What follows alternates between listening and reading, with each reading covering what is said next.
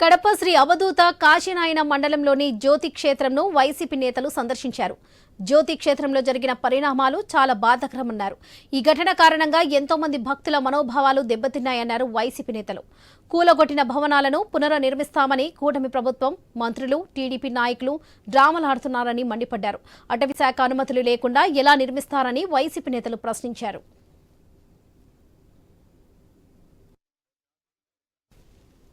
కాలంలో జ్యోతి క్షేత్రంలో జరిగిన పరిణామాలు చాలా బాధాకరము. ఎంతో మంది ఈ ప్రాంతానికి సంబంధించిన ఎంతో మంది మనోభావాలు, సెంటిమెంట్స్ దెబ్బతిన్న పరిస్థితి. ఈ సందర్భంగా మేము ప్రభుత్వాన్ని ఒకటే మనవి చేస్తా ఉన్నాం. ఇక్కడున్న లక్ష్మీ నరసింహస్వామి టెంపుల్ కి సంబంధించిన చరిత్ర ఒకసారి చూస్తే 200 సంవత్సరాల పైచిలుకు చరిత్ర నరసింహస్వామి గుడికి ఉంది. ఇంత విశిష్టత, ఇంత ప్రాధాన్యత కలిగిన ప్రాంతం ఇది జ్యోతి క్షేత్రం. ఇటువంటి ప్రాంతానికి సంబంధించి న్యాయం చేయమని చెప్పి ప్రభుత్వాన్ని మనవి చేస్తా ఉన్నాం. అనేక ఆశ్రమాలు కావచ్చు, గోశాలకు సంబంధించిన నిర్మాణం కావచ్చు, కొన్ని టాయిలెట్స్ కావచ్చు, ఇవన్నీ కూడా డెమాలిషన్ చేయడం జరిగింది. మరి ఇవన్నీ కూడా ప్రభుత్వంలో ఉన్న పెద్దలు ఈ మాకు సంబంధం లేదు, మాకు తెలియక జరిగాయని చెప్పి చెప్తా ఉన్నారు. మరి ఇది ఎంత మాత్రం కూడా వాస్తవం